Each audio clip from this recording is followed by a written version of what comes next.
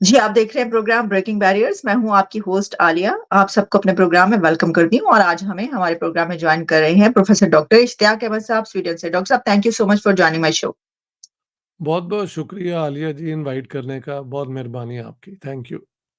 Doctor साहब, ये India के इलेक्शन हुए और उसमें मोदी साहब की हुकूमत बरसरे इक़्तिदार आई और उसके बाद पाकिस्तान की तरफ से जो मुबारकबाद है वो काफ़ी ताख़ीर से वहाँ पर पहुँची।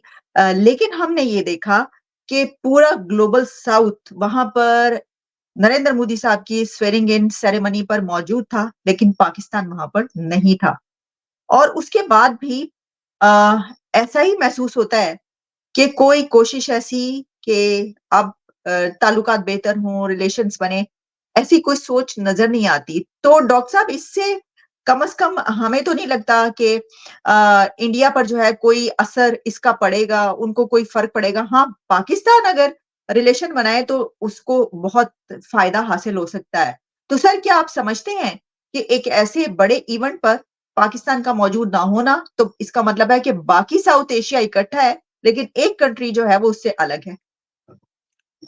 देखें, अगर इन्होंने मुबारकबाद इन टाइमली भेजी, तो फिर इंडिया वाले इनवाइट इन्हें कैसे करते? अब ये पता लग होना चाहिए ना कि इनकी मुबारकबाद गई थी, उसके बावजूद उनको इनवाइट नहीं किया, या कि इनकी इनविटेशन बाद में गई है और अ, वो लोगों को इनवाइट कर चुके थे। तो it all depends on the timeline, ठीक नहीं है? सर, वो शहबाज शरीफ की तरफ से, प्राइम मिनिस्टर शहबाज शरीफ की तरफ से तो मुबारकबाद जब सेरेमनी हो गई है, उसके बाद अगले दिन पहुँची है।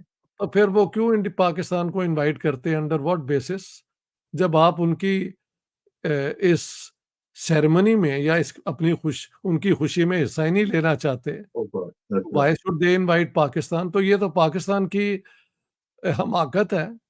अलबत्ता मैंने ये सुना है कि नवाज शरीफ साहब ने शायद प्राइवेटली मुबारकबाद भेजी थी, लेकिन वो प्राइवेट मुबारकबाद है। जो शहबाज शरीफ हैं वो तो एस्टेब्लिशमेंट की तरफ से अपॉइंटेड हैं और ही इज़ वेरी यानी नवाज शरीफ शायद इंडिपेंडेंट स्टैंड ले लेते हैं, बट दैट्स नॉट शहबाज शरीफ। वो तो शुरू से हम जानते हैं कि प्रो एस्टेब्लिशमेंट हमेशा से रहे हैं। तो अगर पाकिस्तान ने मुबारकबाद नहीं भेजी तो उनको वहां पे इनवाइट करने की भी कोई जवाज नहीं बनता। मुझे तो यूं नजर आता है। बट अगर मुबारकबाद भेजी थी बिफोर द सेरेमनी और उनको नहीं बुलाया, फिर इंडिया की इस फैसले पे एक बात हो सकती है। लेकिन जैसे आप कह रही हैं और मैं समझता हूँ इस पे हमें शक करने की ज़रूरत नहीं है कि अगर पाकिस्तान ने मुबारकबाद ही नहीं भेजी, तो why should India invite Pakistan भई? उसकी वजह क्या हो सकती है? हुँ। पाकिस्तान का एटीट्यूड टुवर्ड्स इंडिया, और अब तो इन्होंने जो मतलब जम्मू में और कई जगह पे टेररिस्ट अटैक हो गए हैं, तो ये कहाँ से फिर एक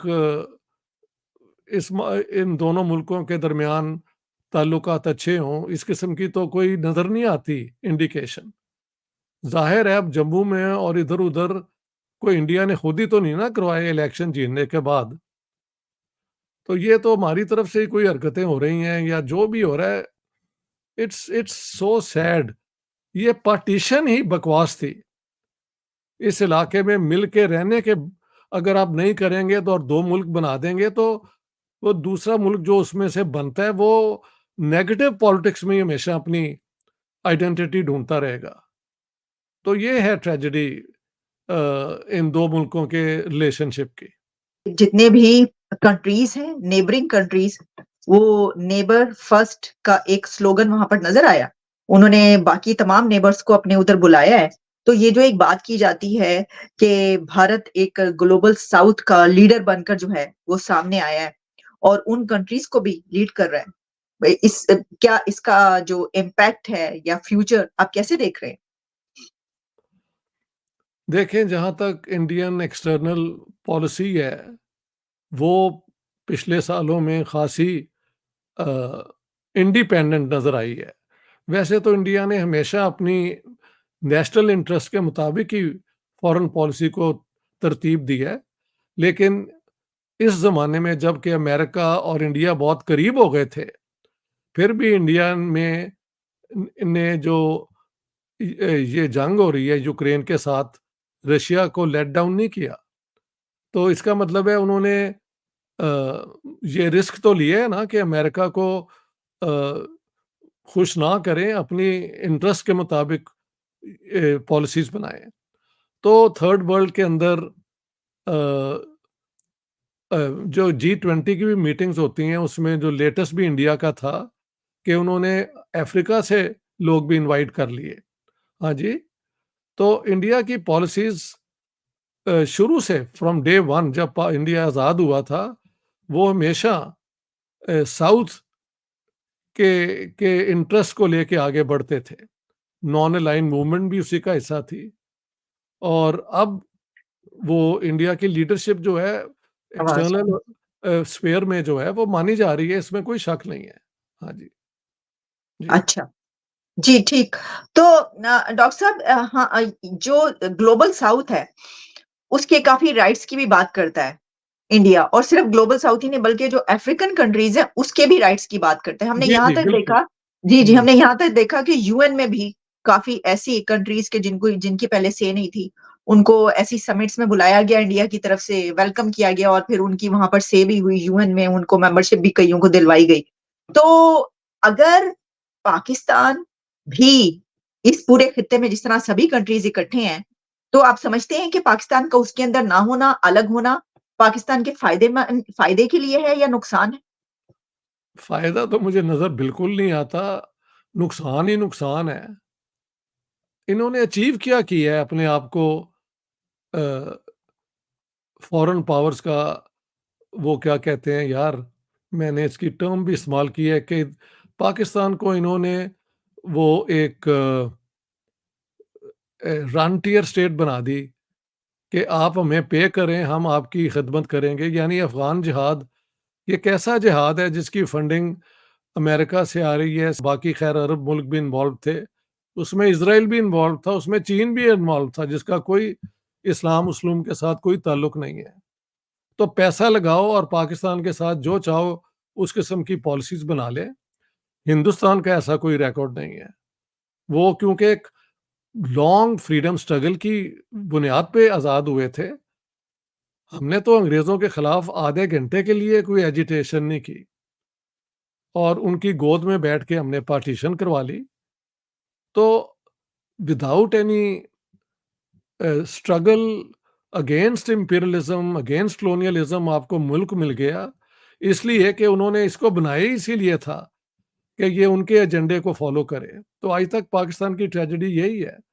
ठीक है, 62 के बाद इन्होंने चीन के साथ भी अपने आप को नत्थी कर लिया, लेकिन वो रिलेशनशिप भी कंसोलिडेट तो नहीं कर सके।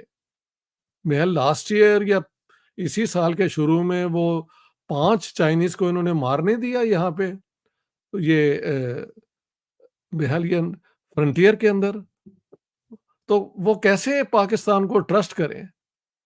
ये एक वो क्या कहते हैं, ये कोई ट्रस्ट की बुनियाद पे नहीं है, ये नेशनल इंटरेस्ट का मिल जाना, ना मिलना, उस किस्म की पोजीशन है और वो हमेशा बड़ी प्रीकेरियस, ब्रिटल होती है, उसका कोई डीप बुनियाद नहीं होती। चाइना का प्रॉब्लम ये है कि वो पाकिस्तान को प्रॉप अप इसलिए करता है कि इंडिया को काउंटर करने के लिए और इंडिया को अमेरिकन सपोर्ट करते हैं, तो वो अपनी तरफ से एक बैलेंस ऑफ पावर जो एक क्लासिक रियलिज्म सिंड्रोम यानी पैराडाइम का एक तरीका है सियासत करने का, उसका हिस्सा है। लेकिन चाइना और पाकिस्तान की कोई आइडियोलॉजिकल तो दोस्ती नहीं हो सकती। वो तो एक डिक्लेयर्ड एथिस्ट मुल्क है और हम हैं कि हम उम्मा के मुजाहिद हैं। तो इनमें जो भी रिलेशनशिप है वो एक क्या कहते हैं टेम्पररी बुनियाद पे है, कोई असूलों की बुनियाद पे नहीं है। हुँ। हुँ। तो डॉक्टर साहब वहाँ पर तो हमने देखा कि इंडिया के मालदीव्स के साथ काफ़ी कॉन्फ्लिक्ट रहा, जी, लेकिन फिर भी उन्होंने वहाँ के लीडर को बुलाया। जो मोइज़ू हैं वो उनकी सेरेमनी में आए, कॉन्फ्लिक्ट है, चल रहा है। तो ये तो लेकिन ये वाला जो ताल्लुक है, ये पाकिस्तान से ऐसा भी नहीं है ताल्लुक, पाकिस्तान ऐसा ताल्लुक भी नहीं रखता कि कम से कम चलें, कॉन्फ्लिक्ट चलता रहे लेकिन बातचीत रहे?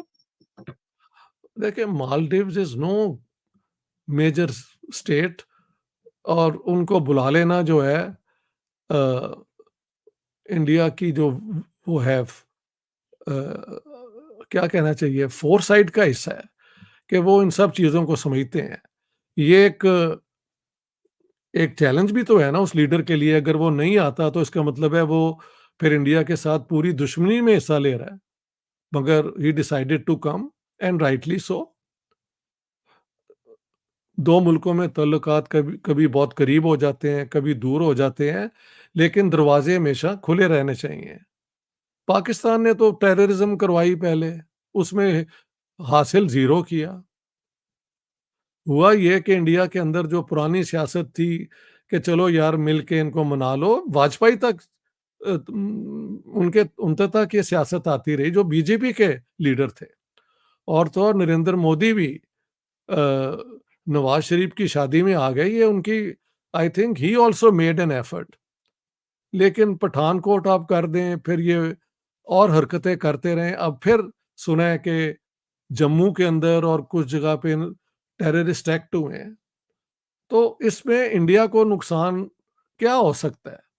ठीक है, आप उनके कुछ लोग मार देंगे, उनकी कोई फौजी वो जवान जून जो भी हैं वो मारे जाएँगे, बट इंडिया रिमेन्स इंडिया, उनको कुछ आप नुकसान नहीं पहुँचा सकते। आपका सत्यानाश जो है वो सबको नज़र आता है। हमारी इस एलीट ने क्या पाकिस्तान के अवाम के लिए कुछ किया है? हिंदू दुश्मनी, इंडिया दुश्मनी तो मुझे समझ आती है, समझ नहीं आती मेरा मतलब है, इट्स अ गिवन। इन्होंने अपने मुल्कों, अपने लोगों के लिए क्या किया है? हुँ, जो लास्ट हमारी इंटरिम गवर्नमेंट थी, उसके एक मिनिस्टर ने कहा था कि 28 मिलियन बच्चे आउट ऑफ स्कूल है। मैंने कहा था उसमें से 20 मिलियन और ऐड कर लो, तो इतने कम से कम आउट ऑफ स्कूल हैं, लेकिन 28 मिलियन का भी मार लेना, मान लेना, I think required some integrity. तो हम तो अपने लोगों के साथ जो बदसलूकी करते हैं, अ, वही नज़र आ जाती है सारी दुनिया को और पाकिस्तानियों को। बाज़ार हुँ, बंद हैं, हाँ जी, इंडस्ट्री चल नहीं रही, पैसे कहाँ से आएँगे? इनकम कहाँ से आएगी? सिर्फ़ ये जो यहाँ से जाती हैं, लोग पैसे घर भेजते रहते हैं अपने रिश्तेदारों को, ये वो पाकिस्तान की फॉरेन एक्सचेंज अर्निंग का एक बहुत बड़ा पोर्शन है। लेकिन कभी मुल्क इस बुनियाद पे तो नहीं ना चल सकते। अभी भी हम रॉ मटेरियल बाहर भेजते हैं, ज़्यादा से ज़्यादा कारपेट भेज देते हैं, स्पाइसेस भेज देते हैं। अब शायद हम वेट कर रहे हैं कि वो मैंगोज़ आने शुरू हो जाएँगे, वो 1 महीने का वो हमारा हो जाएगा। बट कोई मेजर आइटम, कोई मेजर जो है इंडस्ट्रियल प्रोडक्ट, उसमें तो हमारा ज़ीरो हिस्सा है। शायद टेक्सटाइल्स भी हमारी अभी तक कहीं न कहीं बिकती रहती हैं, बट दैट्स ऑल। तो हमने हुँ, अचीव क्या किया और किसके लिए किया? हाँ, जो एक करप्ट एलीट है, अभी कुछ लोग बता रहे हैं कि इन्होंने 5,000 पता नहीं वो एकड़ ले लिए हैं फौज वालों ने सिंध के अंदर, कि उसे हम डेवलप करेंगे। यार, once again you are into this, आप वहाँ पे लोगों को दें ये चांस। आर्मी का तो ये काम नहीं है कि ये फार्म्स बनाए और वहाँ पे ये सारा कुछ करे। सुपरवाइज़ करना एक और बात है, लेकिन let people do it. But यहाँ पे यार पाकिस्तान की बात इंडिया के मुतालिक कंपैरिज़न में करनी नहीं चाहिए। ये इंडियंस भी मुझे कहते हैं और मुझे समझ भी आती है। हुँ, उन्होंने अपने मुल्क को जैसे भी है, उनकी आइडियोलॉजिकल झगड़े होते हैं, इलेक्शन में क्या नहीं हुआ, सब नज़र आता है। लेकिन कहीं उन सबको समझ आती है कि we are for India, we disagree among ourselves, लेकिन इंडिया के नेशनल इंटरेस्ट को हमने गिरवी नहीं डालना कहीं। हम हैं कि हमने उसके बगैर कभी गुज़ारा ही नहीं किया, तो देयर इज़ नो कंपैरिज़न। एक सर ये सारी बातें जब आप कर रहे थे तो एक खबर अभी मैंने पहले भी इसके ऊपर बात की। खबर ये है कि जो अब बजट आ रहा है तो उसके उससे पहले जो हमारे फाइनेंस मिनिस्टर है औरंगज़ेब साहब उन्होंने जो इकोनॉमिक सर्वे होता है वो पेश किया है तो उसमें पाकिस्तान का हर शहरी 2,80,000 रुपए का मकरूज़ है। यानी जो बच्चा भी पैदा हो रहा है उसके ऊपर तकरीबन 3 लाख रुपए कर्ज़ा चढ़ा हुआ है। तो आप समझते हैं कि ये कर्ज़ा कभी उतरेगा? लोगों के घर में खाना नहीं है। ये 3 लाख का बोझ एक-एक इंडिविजुअल पे डाल दो, तो ये तो क्रिमिनल एक्ट है ना हमारी स्टेट का। लेकिन ये सारा कर्ज़ा दूसरे दिन उतर सकता है अगर ये हमारी एलीट के जो एसेट्स हैं, उनको लिया जाए क्योंकि इन्होंने कहाँ से ये इनकम सारी बनाई है, इतने-इतने घर, ये वो सारा कुछ। लेकिन ये सारा बोझ तो अवाम पे डाल देंगे, तो जिनके पास पहले ही कुछ है, उनको तो कुछ फ़र्क ही नहीं पड़ता। आप घी का डब्बा 4 गुना इनकम ज़्यादा भी कर दें, तो उनकी तो दावतें चलती रहेंगी। हुँ, बात तो आम बंदे की है जहाँ पे मैं बात करता रहता हूँ लोगों के साथ, डॉक्टर के पास जाते हैं तो डॉक्टर की फीस इतनी ज़्यादा होती है, घर में बच्चों को खिलाने के लिए कुछ नहीं। हाँ जी, स्कूल भेजने के लिए पैसे नहीं हैं। तो मजबूरी एंड मजबूरी एक-एक घर के अंदर यहाँ पे है पाकिस्तान के। किस-किस का हम दुःख करें और ज़िक्र करें? तो इंडिया के साथ ये कंपैरिज़न करने की कोई ज़रूरत नहीं है। पाकिस्तान अ, जिस बुनियादों पे बना था, वही बुनियादें पाकिस्तान के लिए प्रॉब्लम बनी हैं हुँ, कि आपने नफ़रत को अपनी आइडियोलॉजी बना लिया और वो नफ़रत फिर जो है वो सिनिसिज्म में कन्वर्ट हो गई है। You are cynical, you couldn't care a damn about your own people. आपकी मौजें हैं तो वो मौजों के लिए ये पार्टीशन हुई थी, जिन्होंने करवाई थी तो उनकी मौजें तो हैं ही हैं, उनको क्या फ़र्क पड़ा है? हुँ। तो सर ये चाइना से एक अभी जो शहबाज शरीफ और उनकी टीम सब तकरीबन मैं देख रही थी कि काफ़ी ज़्यादा कोई डज़न से ज़्यादा तो मिनिस्टर्स और काफ़ी बहुत बड़ा delegation China 5 days long visit पर गए हुए थे ये।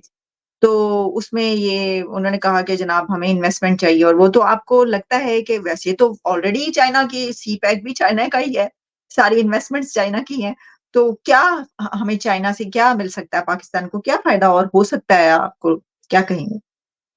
देखिए, चाइना अगर इन्वेस्ट करेगा तो सोच समझ के करेगा कि उनके इस इलाके में बैलेंस ऑफ पावर की सियासत में क्या वो ज़रूरी है या नहीं है। फ़िलहाल तो हुँ, लगता है पाकिस्तान उनके लिए एक ऐसा मुल्क है जो साउथ एशिया में बल्कि पूरे एशिया में ये जो है, इस इलाके में इंडिया के ऊपर एक प्रेशर रखने के लिए उनके लिए लाज़मी है। तो वो किस हद तक इस पे जाएँगे वी डोंट नो। मैंने तो इंडियंस को कहा है कि आप चाइना के साथ अपने मसाइल जो है ना हल कर लें और मेन मसला तो ये बॉर्डर वाला ही है ना। हुँ, अ, अगर ये आप हल कर लें तो इंडिया और चाइना के ताल्लुकात अच्छे हो जाएँ तो ये पाकिस्तान का रोल जो है ये भी ज़ीरो हो जाता है।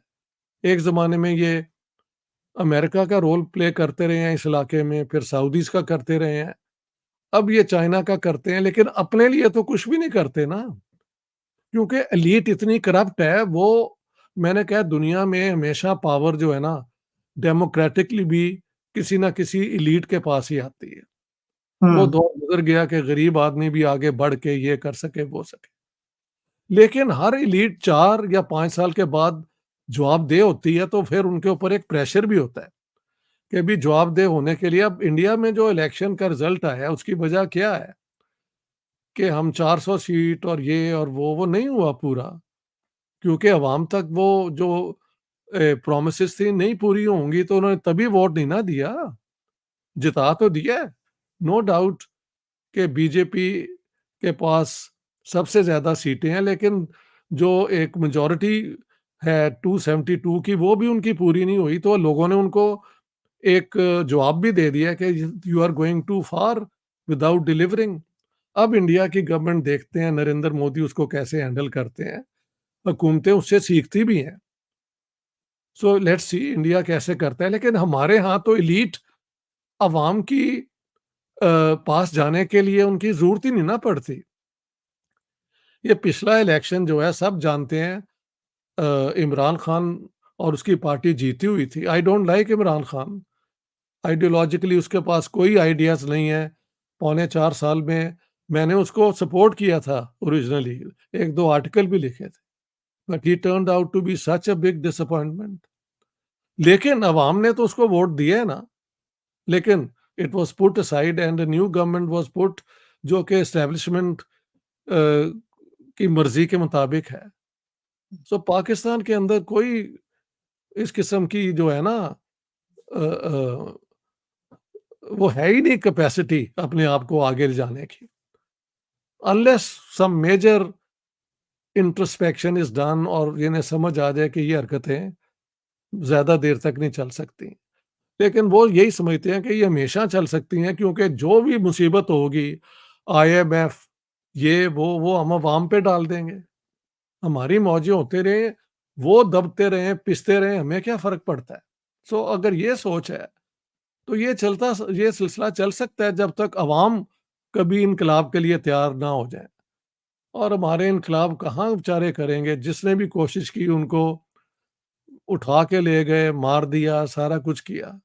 क्योंकि पाकिस्तान में तो डेमोक्रेटिक फ्रीडम्स भी नहीं है ना, लोग गायब हो जाते हैं।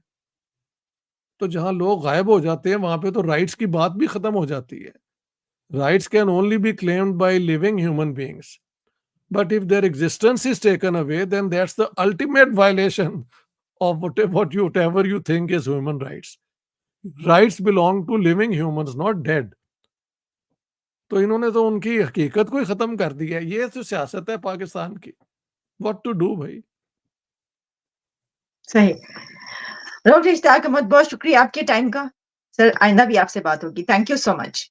All the best, take care.